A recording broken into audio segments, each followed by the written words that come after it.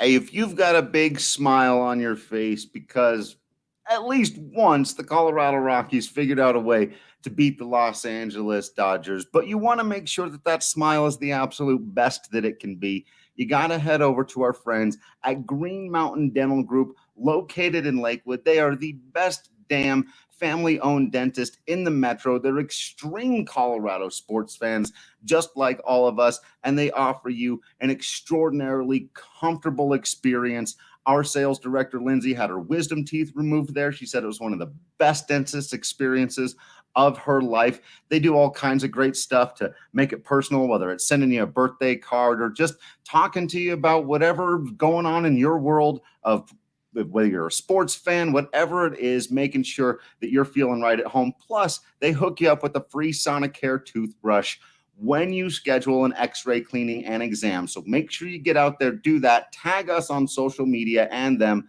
Let us know that you're supporting one of our favorite local businesses out there in Green Mountain Dental Group. Welcome into the DNVR Rockies podcast. Of course, as always, presented by Strava Craft Coffee. You got to remember to use that promo code DNVR20 because you will save 20% off your entire purchase of that CBD-infused, deliciously rich, and potentially life-altering Strava Craft coffee.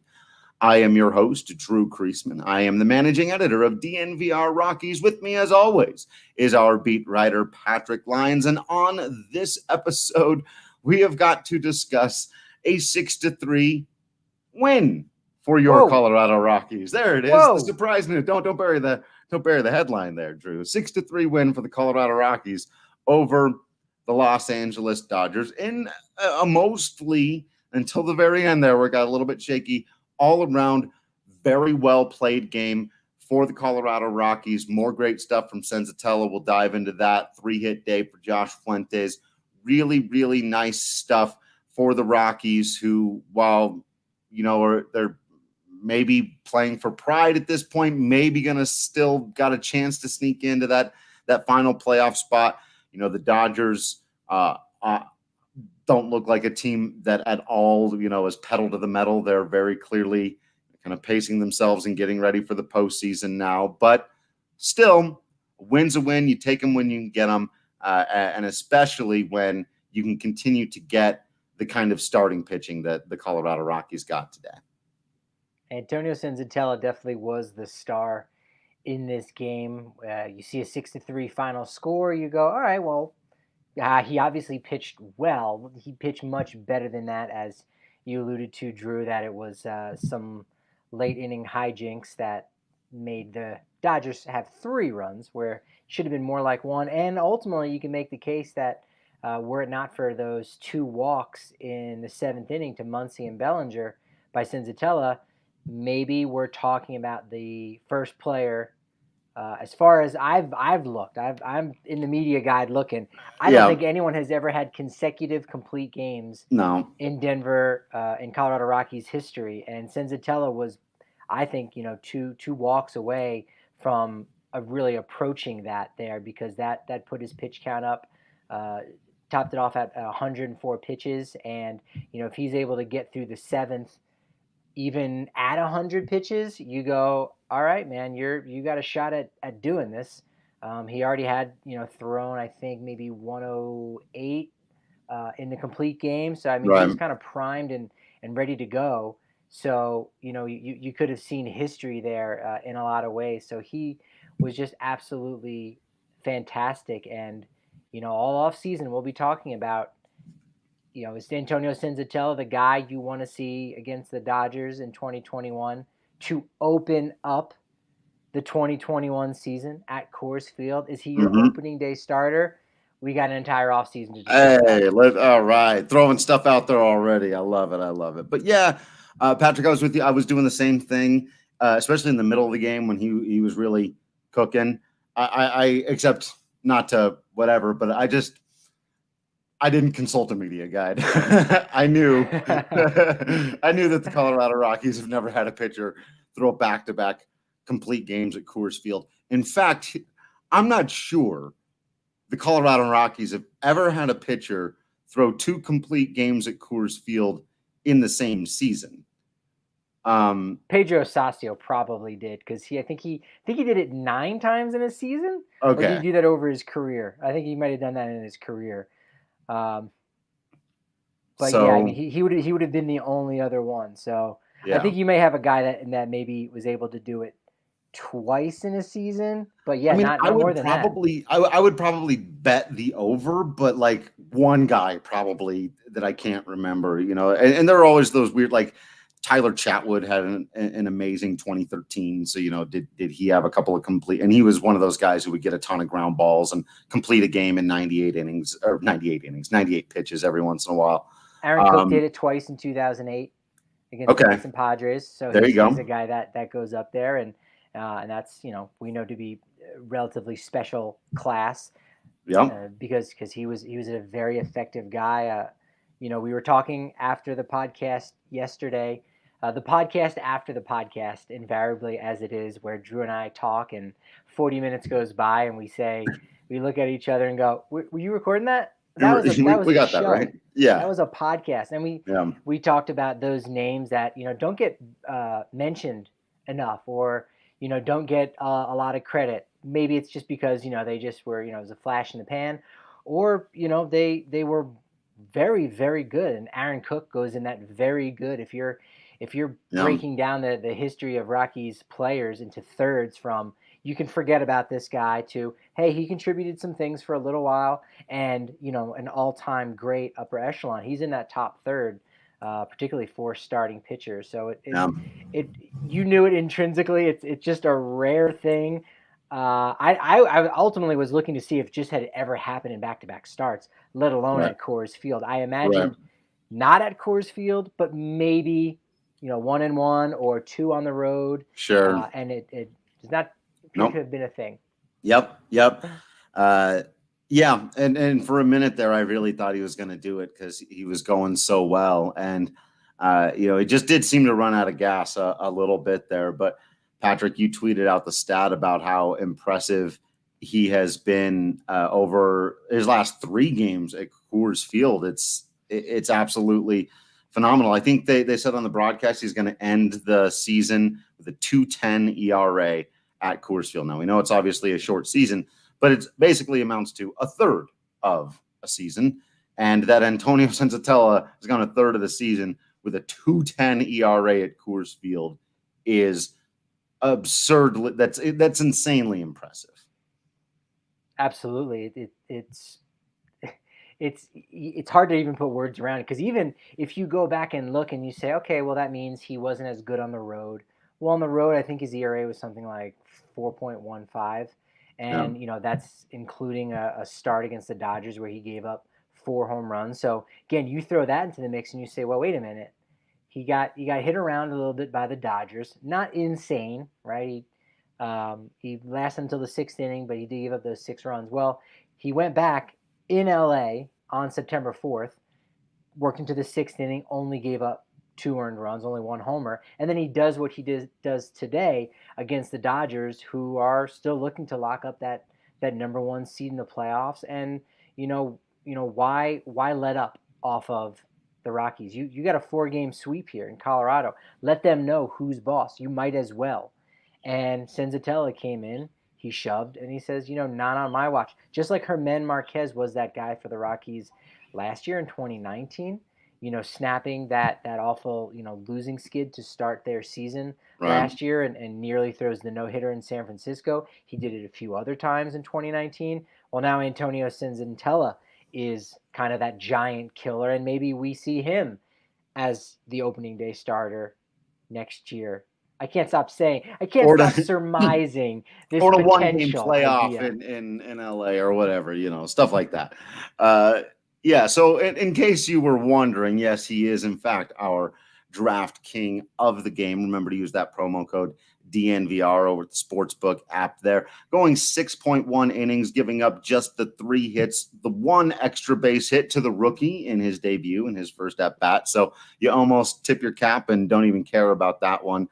Gives up the 1 earned run, gives up a couple of walks, only 3 strikeouts, as we know. Not a big strikeout guy, but got a couple of big ones when he needed to. Loved the fastball up and in on Cody Bellinger in a big at-bat in those middle innings, him reaching back in what could have been become a problem situation second time through, I think, or maybe even third time through, heart of the order.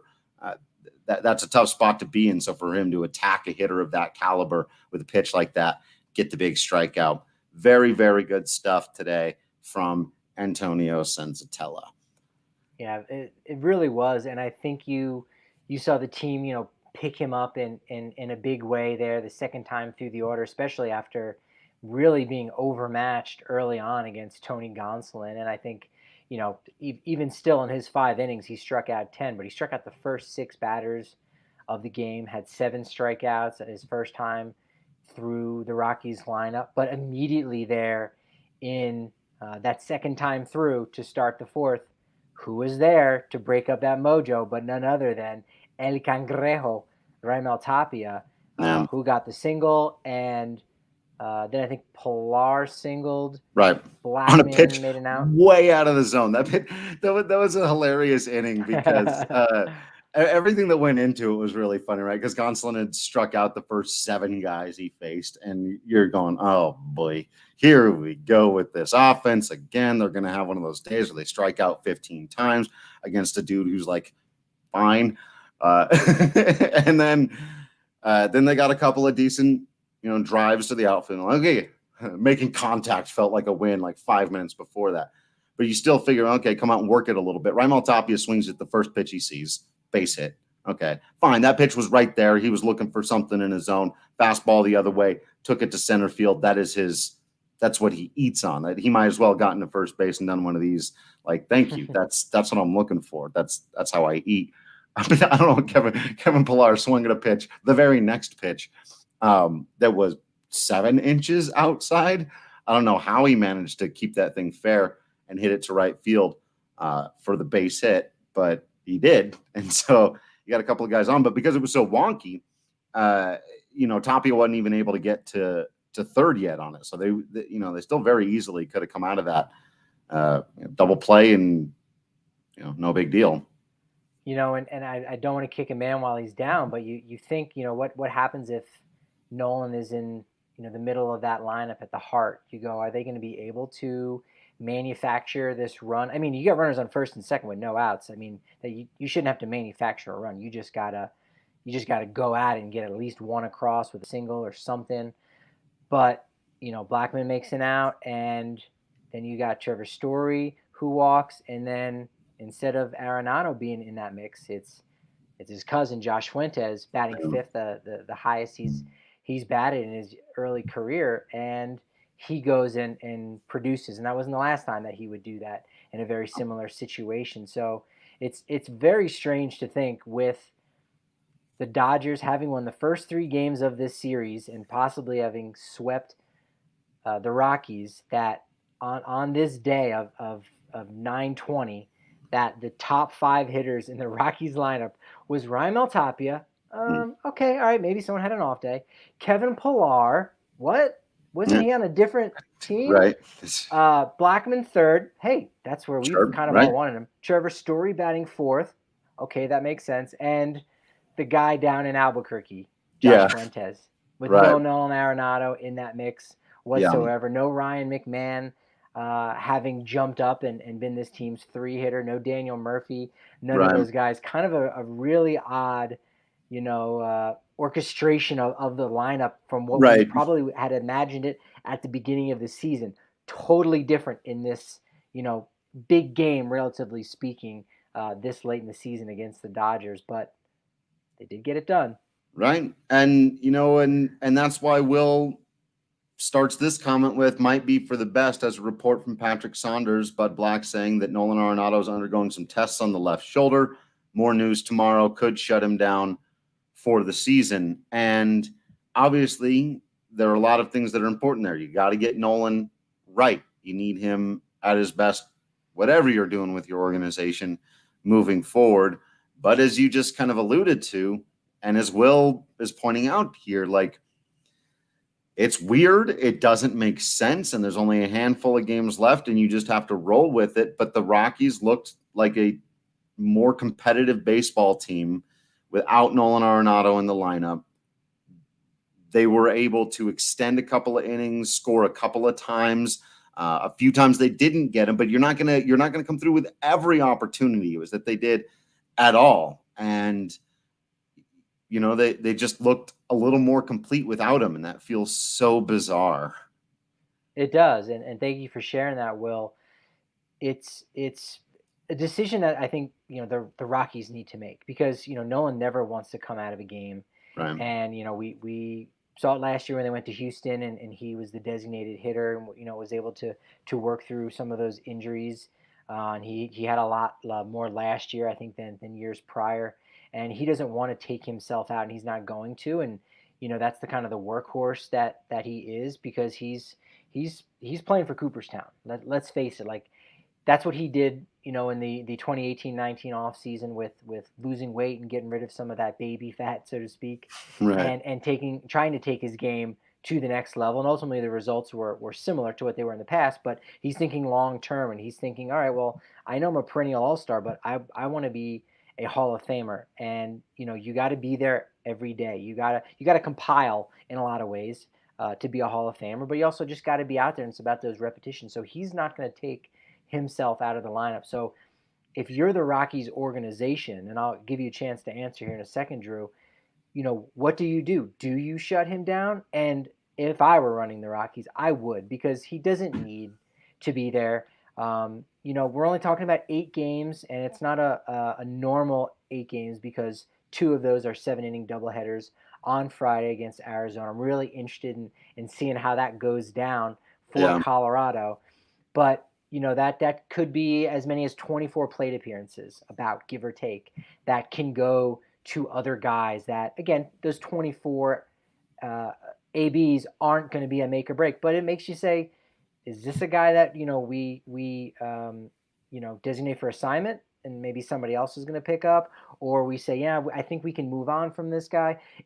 That could be, those could be important moments, at least maybe in the field. And you say, Ryan McMahon, hey, if we do move on from Nolan, we do make a trade, do you still have those abilities where you could hang there at third base? Or maybe Brendan Rodgers gets called up, and he's now playing third base every day. Like, there are those nuanced things. And ultimately, no, Nolan, that's okay. Take the next week, the off season off, get yourself ready. This season's done for. It's done. No. Be back for 2021, and maybe you got a shot at doing what you are hoping to set out to do this year.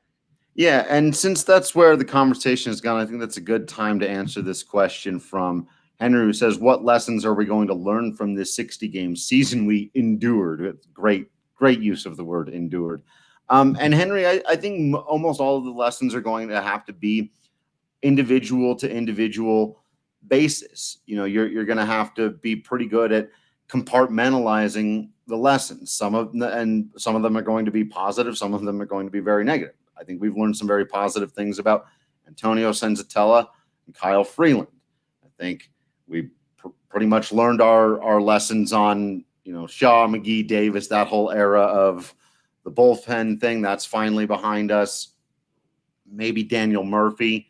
That's just not going to be a reliable situation in Colorado. I think that's so you've got to take, I think, each one of those things individually and say, okay, that guy, we feel like we can be a little more trustworthy in. That guy, lost our trust in him.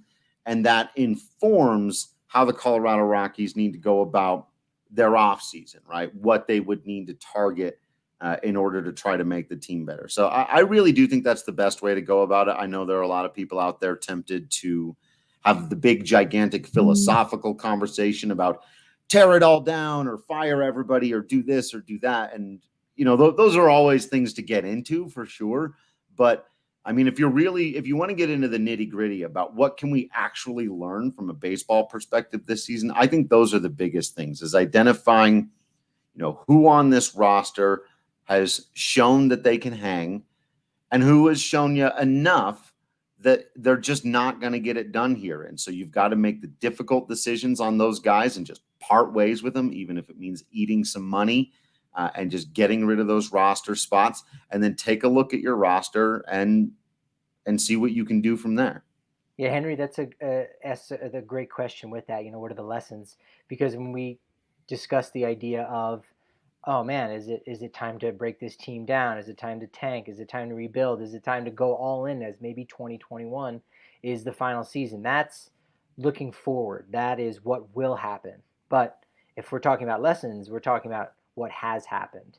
And that usually should inform the future. And I think, I think for me the biggest lesson that the Rockies, have learned as well, in addition to all of us watching this team, is that they really just put their all their eggs in one basket, and that being with the guys in the bullpen, with the money that was spent in free agency on Yeah. Ian Desmond, and that's not a knock on him. He sat out. He's still going to be a part of this team. We'll see him next year, but ultimately you know that money that was earmarked for Desmond was marked for him, and it couldn't have been used for someone else or a need somewhere.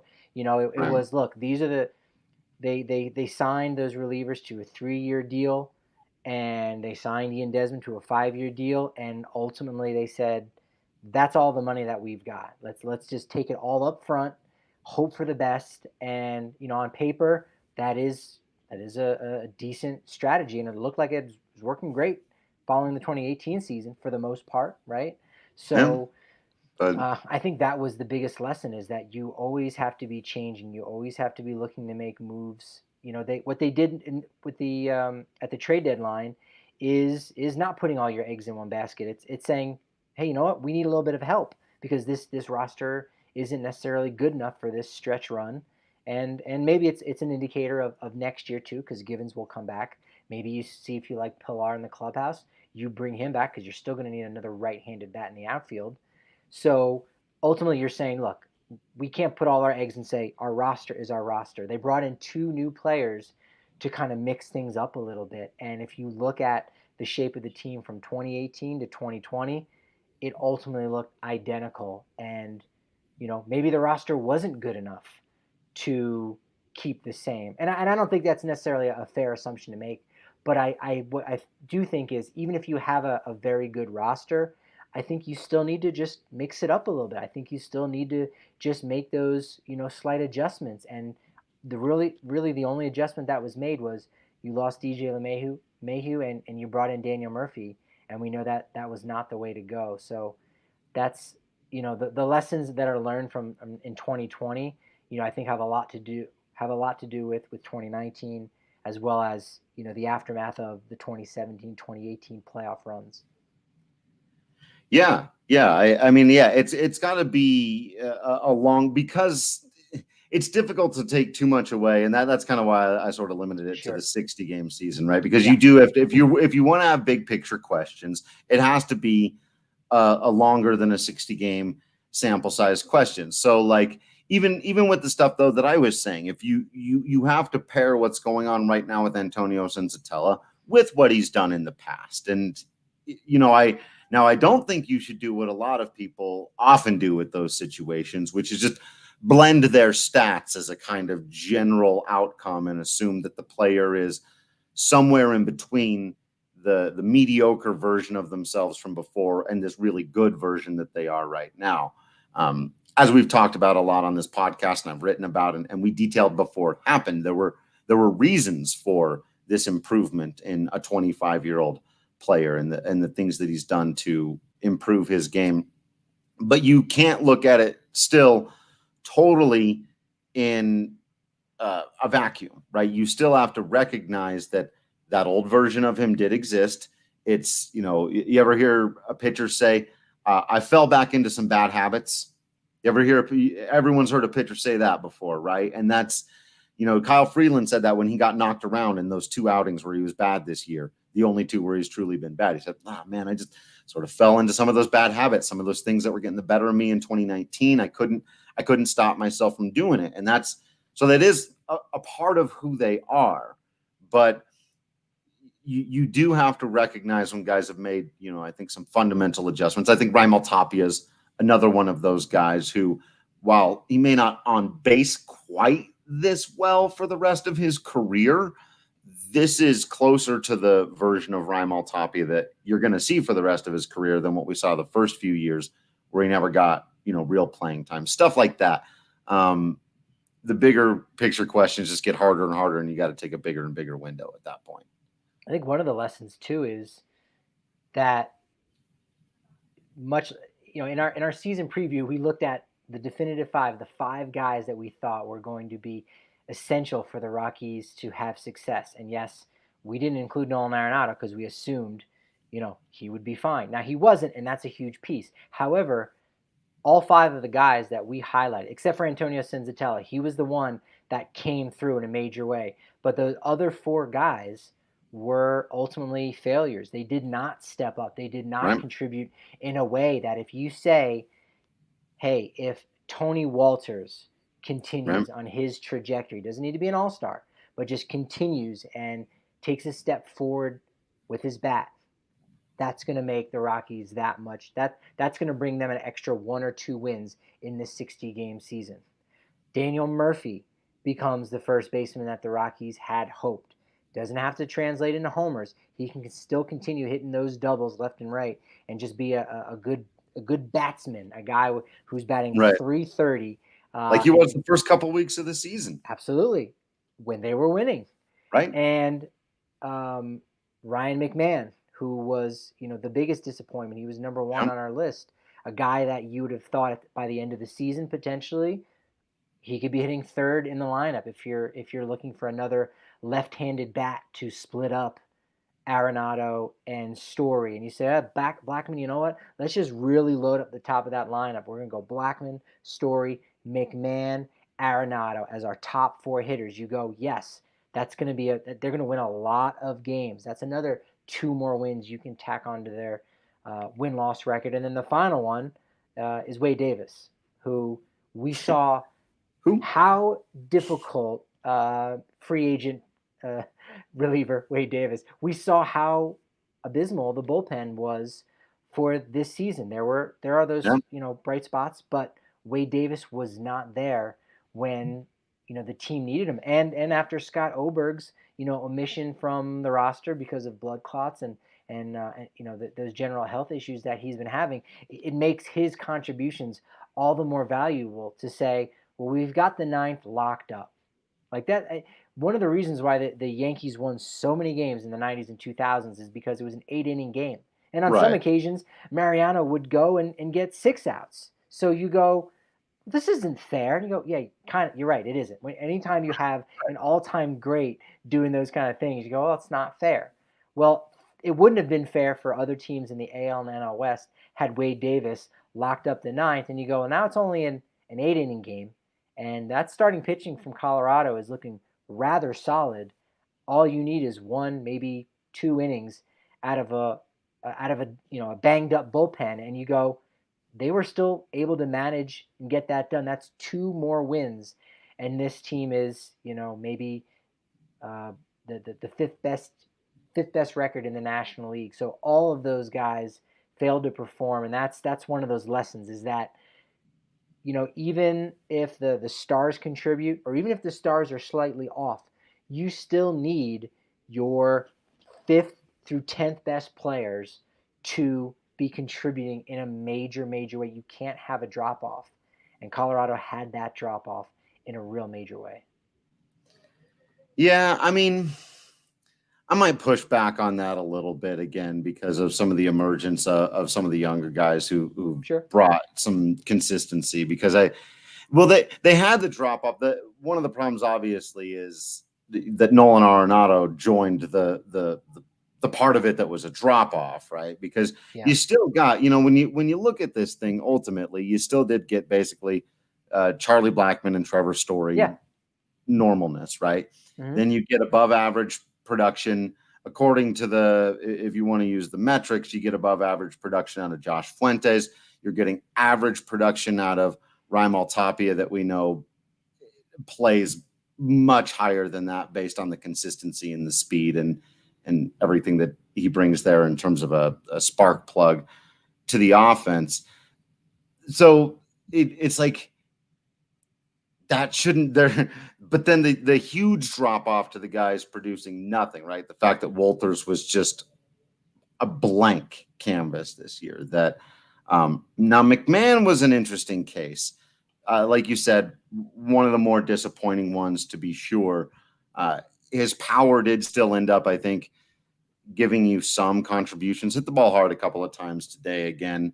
But that one's weird because that's that kind of new age, right? Like, what is his WRC plus? I bet it's better than Tapia's because of the home runs, despite the fact that he's hitting like 100 points lower or whatever, right? Like, so that, and I don't always buy those numbers as well. That at the beginning of the season, he was walking a lot. They're also like really oddly, that's why I think we've made such a big deal out of the consistency thing too, because like though like FWAR and WRC plus and stuff like that, they don't care that you did all of it at the very beginning of the season. You haven't been contributing, things like that. And so it's the big long slumps that kill you. It's the 0 with 3 strikeout games that really kill you, and especially at Coors Field, and especially in these games where they're leaving 12 guys on base. You got to find a way to make contact. But I think that's that piece of those the second 5 best players that you have on the roster. Why it's so crucial for them to contribute. Sure, the guys that are numbers 11 through 15, a lot of them stepped up, as you said, Tapia, Fuentes, Yensei Almonte, Daniel Bard came out of nowhere. Like, no doubt. However, when you are the 6th, 7th, 8th, 9th, or 10th best player on the team, you get a lot more leeway. Yeah. And so that period between, hey, this guy has lost it a little bit, we need to move him out of that role and get somebody new in. And now that guy needs a little bit of time of getting into a rhythm. That period from one administration to the other is incredibly lost time. And if those guys that are taxed with that responsibility, 6 through 10, do what they need to do, now you don't have that period of transition. It happened at the beginning of 2019 where they were so banged up and all those guys went on the IL and they looked bad, and the young guys weren't ready. Jonathan Daza wasn't ready to step up. Josh Fuentes himself said that he wasn't ready. He had just come back from hem 8 bone surgery, and he missed all of spring training. So it's when you have guys and you give them that responsibility, even if they're not superstars yet, they are future stars, or they are just important veterans. Like they've got to do their job, and when they don't, it can have a lot more impact than just what you see on Baseball Reference or Fangraphs for WAR, because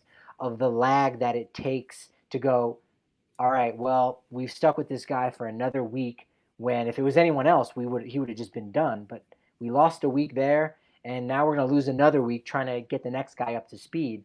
And next thing you know, 2 weeks goes by and you just lost 11 games in a row. Yeah. Yeah. And that has been one of the Rockies' biggest issues, and especially with the veteran players, is an unwillingness to move on. We've seen a slight, I think, step in the right direction with their willingness to cut guys from the bullpen this year, though they did still give Davis a few more looks. These last couple I didn't mind at all, by the way. At the beginning of the season, them coming into this thing and being like, nah, he's still our closer. That, and I said at the time, was very silly. These last couple, may as well throw him out there. See, the team has been way behind in his couple appearances. See what he's got. Turns out nothing. Cool. And they do exactly what they did with him. So, if again we see them take further strides, not invite Daniel Murphy back, not pick up that option, maybe figure out a way even to part ways with Ian Desmond, move on from the veterans who they've paid some money to, and open up some spots, and whether it's for young guys they like in their organization or to go out and get somebody new, it's at least something else. And I'm with you, and you and I have had the debate a lot of times, both on and off the podcast, about how much wheeling and dealing the Rockies should do. And you thinking they should probably do a little bit more than I do. But one of the things you said earlier that I very much agree with in this realm about, not putting all of your eggs in one basket. Don't go out and sign the $27 million reliever. Go out and sign 3 $9 million relievers. Stuff like that, so that if one of them gets hurt or can't figure out Coors Field or just blah, whatever, we don't always have the answer to what happened to Jake McGee and Brian Shaw and Wade Davis. And if Davis goes and catches on with another team, somebody's going to try to tell you it's because the Colorado Rockies pitching coaching is absolutely awful. And now he's awesome again, like they're trying to do with Jake McGee right now. Like a 35-year-old can't know how to approach his own game at the Major League Baseball level, where he's already been successful for years and years. Like, some guys can't figure it out. Some guys can. That's why you can't have all your eggs in one basket. That's why you don't go sign the big free agent. You go sign several guys who you think might be able to give you some contributions up and down. And then you're not stuck in that spot where, there's expectations that Ian Desmond's going to start all the time, or that Daniel Murphy's going to start all the time, or that Jake McGee or Brian Shaw are going to get late innings. Now, you bring a guy in on a $5 million contract, you play when I tell you. And if you play really well, you'll play more. And if you don't, you won't. We don't, look, you're getting your money, but those are the guys they need to have on their team. These, like a Michael Givens, give me an army of them, just like go and get those dudes. Because when you focus too much of it, and this is probably true on the position player side as well, this is why that opt-out isn't the most terrible thing in the world. When you focus too many of your resources into one player, and then that player doesn't perform, you have no other options. You have nowhere else to go with it. And the Rockies just don't have the resources to do that. Yeah. When you talk about putting all your resources in one player like that, I go, well, they've done that with Nolan Arenado, but the major difference, of course, is the fans are familiar with Nolan Arenado. There's a loyalty there, which is much different than a guy that's a free agent. You know what I mean? This guy's been great in Tampa the last 6 years, Patrick. Phenomenal in Tampa was Jake McGee. Yeah. And it's crazy to think that fans in Colorado are similar to fans on the coasts, where you go, hey, what have you done for me lately? Like, I don't care about that. We're not going to revere you. You need to contribute. And if you have a bad first week and it's the home opener at Coors Field and you're not getting the job done, we're not just going to give you a standing ovation. We're not St. Louis in that way. So that's just what it means to be a fan, is to say, you've got to do it. You've got to earn it, And maybe I've got Broncos on the brain, but when you talk about having, well, this is more of a, I guess, positive. I don't know, but the idea of when you go all in on a guy, and as we just said, when you have expectations for players, you keep giving them those opportunities, and it's hard to move on from them. And I'm not saying that the Rockies should have moved on this season quicker from Mcmahon or Dahl or Murphy, Daniel Murphy or Tony Walters. They should have.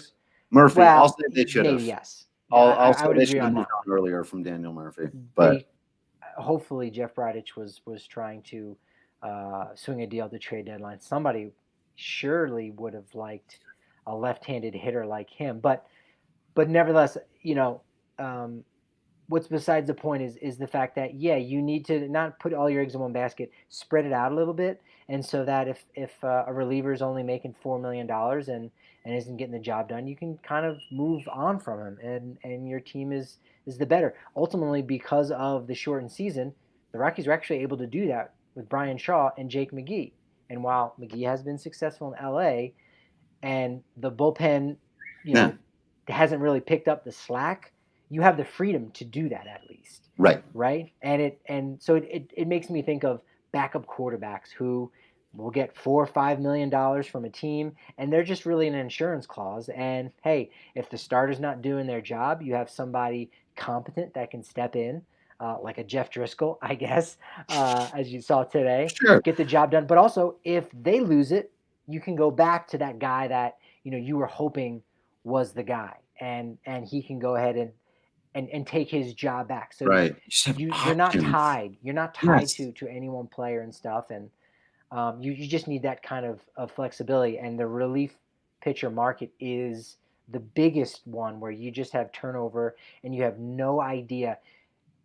I don't think the Rockies or any team can just go out and get the next Daniel Bard each and every year. But those players pop up almost every other year There's stuff for every other like team. it. Yeah. Yeah. Yeah. There is stuff like it. And this is one place too where I think the lack of minor league season has been uniquely tough for the Rockies. Because again, you'd love to have a bunch of dudes in AAA pitching in difficult environments regularly, and you could look down there and go, oh, so-and-so's hot. He may not be good. Yeah, that's not even necessarily important. Like, look, he's struggled all year. Last year he had an 8.50 ERA, but this season he's hitting all of his spots. We don't really know what's going on with him, but no one's talking to him. No one's even looking at this guy. He's in a great mode. Let's call him up from AAA and see if he can keep it going at the big league level. Those are the kinds of things that you just can't do when there's no minor league system. And actually for the last couple of years, the Rockies haven't been able to do it because they've been tied to these great big contracts in their relief core. And now that they're not, it'll be really interesting to see which way they go. Because I'm with you, like stack it with those Daniel Bard types, like some of these other guys. But so then you've got a mixture of your own young guys who might rebound, but again, aren't making too much money. Some veterans who are trying to bounce back, prove that they can still go in the league. No one's promised a closer role going into next season unless Scott Oberg is healthy and ready to go. Then he's the captain, and everybody else is fighting for a spot.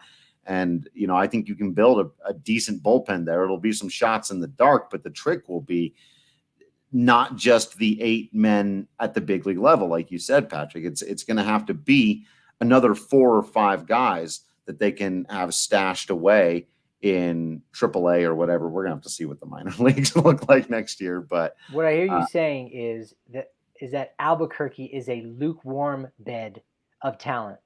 That's right. Pitching talent. Not a hotbed. More of a lukewarm bed of pitching talent. Ryan Rollison going to join the club for these last 8 games. Finally, that's a thing. Rollison watch begins. Just keep an eye out for him. Like that's one of the few bright spots for young, prospecty type things. Rockies pitching, just in general, a guy to actually be excited about who's still got quite a bit of shine on him. So that'll be nice. Hopefully we do actually get to see him pitch a little bit. And it's a catch-22 anytime you call up a young player at the end of a season, because there's that potential of, with service time, you could lose a year somewhere down the line. But if, for when he gets potentially promoted, this week, that it's not a lot of service time a week. And even if you say, all right, well, how are they going to figure out service time for this shortened season? So every game is worth 2.7 games. So, okay, fine.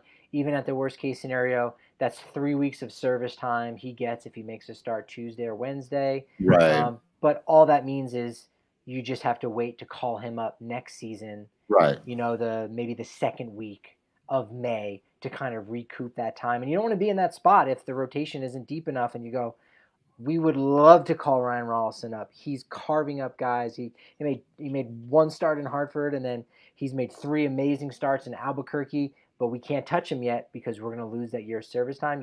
You obviously don't want to be in that predicament, but the Rockies are able to, make enough appropriate moves, nothing major, but appropriate moves in the offseason for their rotation. And maybe they don't even need to. All they need is Peter Lambert to come back, healthy.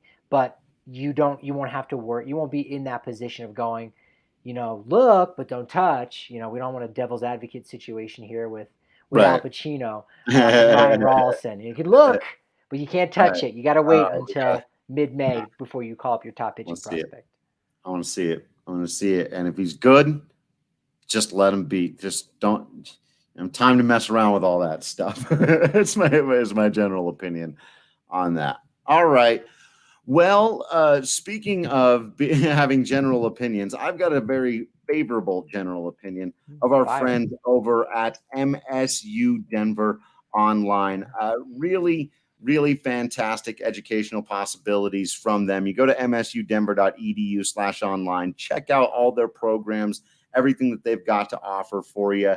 Whether you're starting a new degree, you want to finish off an old one, maybe you just want to pick up a new skill for life, and you want to do it with somebody who knows what they're doing when it comes to online education. They've got responsive teachers who've been doing this thing for years, sometimes even decades, and not just now figuring out and being overwhelmed by the idea of a virtual education. Go to the masters of it at msudenver.edu/online. All right, Patrick. There's a lot of folks out there that, especially if you have kids, you know what it's like doing this online thing for people who are not used to doing online and how frustrating that is.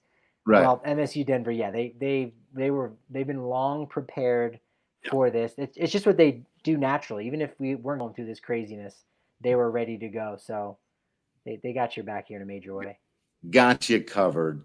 So what are, Patrick, your final thoughts on this series on the final stretch here as the Rockies finish out the season with the vague possibility that a really fun run might get them into this thing, but really, probably not, just watching some games, taking some stuff in. But hey, Josh Fuentes has been fun to watch. Yeah, baby. Yeah, he's been getting after it. It's hard. I'm not sure what to take away and what I would most like to see. I would just like to see some of those guys on the fringe that are looking to, earn a spot or earn the right to have a spot next season in 2021. But yet at the same time, I can't help but think what the best thing for this franchise right now is for them to lose the next 8 games. Because if you're not good at winning, you need to be good at losing. And that's kind of the methodology of tanking. And I don't think, the Rockies are going to tank. That's at least for the final 8 games. And I don't know if they ever will. It's not in their blood. It's not in Dick Monfort's blood. The blood of the Colorado Rockies are the blood of the Monfort family and Dick Monfort, right? But if they lose 8 games, you go, oh man, this team is so non-competitive against, the Giants, who should have been in the basement of the NL West, and the Diamondbacks, who pretty much are now. Like, what? But at the end of the season, or excuse me, at this time next week, you go and look and you find out, all right, well, they now have the 7th pick in the MLB draft next year. And it won't just be 5 rounds. It'll be a more normal, but still reduced, 20 rounds.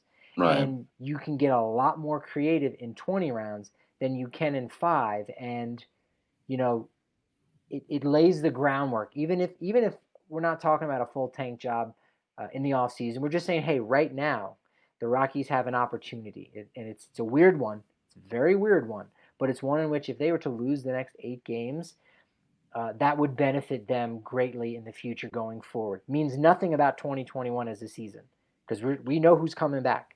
We know the talent of all those players, right? And we know who some of the guys that might be back and who are in the running to be back.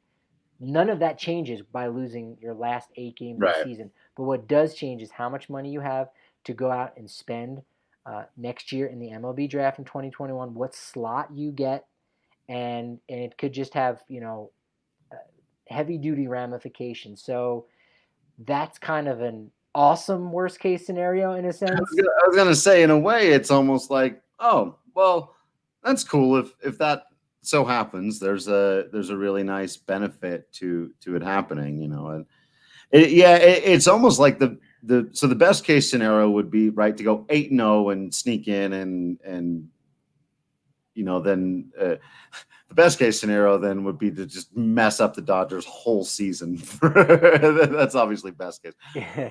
Second best case scenario, which is probably more likely, is what you said. And then the third best case scenario, or actually the worst case scenario, which is the most likely, is going 4-4 or something like that, where you just miss out and you haven't, improved your stock in any way.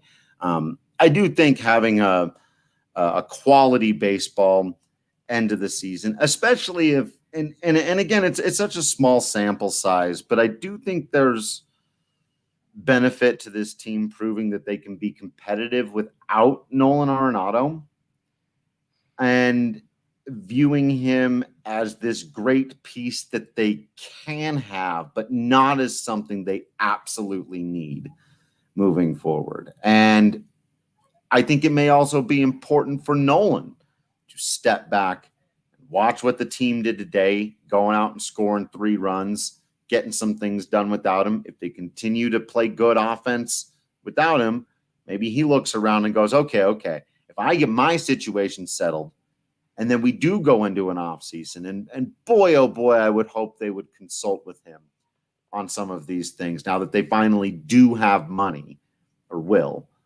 And say, here's what here's what we got to do. But I think there's value in him watching particularly the offense play well without him and go, okay, I need to do my part to jump back into this thing now, because it does look like I can trust Tapia more than I could before. My guy Josh, I knew I always loved him, but now maybe I can trust him as a Major League Baseball player. I already know what I got in Charlie and Trevor, so we got to figure out some of these other things, but it's a little bit shorter of a list than maybe he thought it was going into this season. Maybe he likes the Kevin Pillar. Actually, he said at the time, I like this Kevin Pillar edition. Maybe he talks him into solid little deal there. There's all kinds of things. So I think those are the biggest things for me going through the end. Just whatever the record may be, showing that you can play a good and winning brand of baseball without your superstar, so that you don't feel like anytime he's in a slump, there's nothing you can do. It is interesting when you kind of phrase it like that. This idea that, besides the GM and Dick Monfort and Bud Black and the coaching staff looking at these players, the most important person that's going to be watching for the final week is Nolan. And you say, okay, maybe certain things can happen, and we could hypothesize what maybe some of those things are, and really we're talking about players contributing in a certain way, but certain things could happen in this next week. Some maybe we'll notice, some we won't until after, but certain things will happen that will set in process this motion of Colorado making some interesting moves this offseason. Trevor Story's a free agent after next year. Same with John Gray. And say, you know what? Maybe we don't need this guy. Maybe, Tapia, as you said, hey, Tapia is a guy I'd love to hit in front of me. So if you can get something good for David Dahl, I'm convinced by this final week of the 2020 season.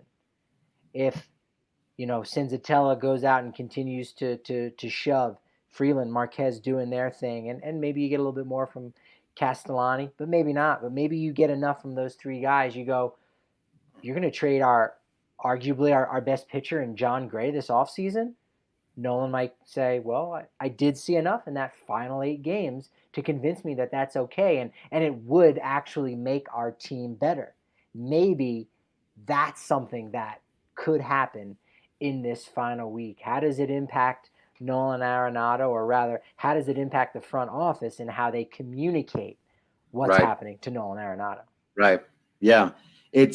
You get a different view of a team when they're playing without you. And I think it's going to be very, very fascinating. And I think day one of it was actually one of the best case scenarios from a Rockies fan standpoint, especially if what you want is for this team to give it one last go next year around this basic core. Maybe 1 or 2 of the members, like Patrick was just saying, maybe you do have to trade like a David Dahl or a John Gray or somebody like that, but no other big, huge moves. This core, some free agent signings, whoever you get from those guys, and a happier and much more productive version of Nolan Arenado, and this team could be something. They really, really could. And he's got to make that decision. It's going to be very fascinating to see where he comes out on all this, I think.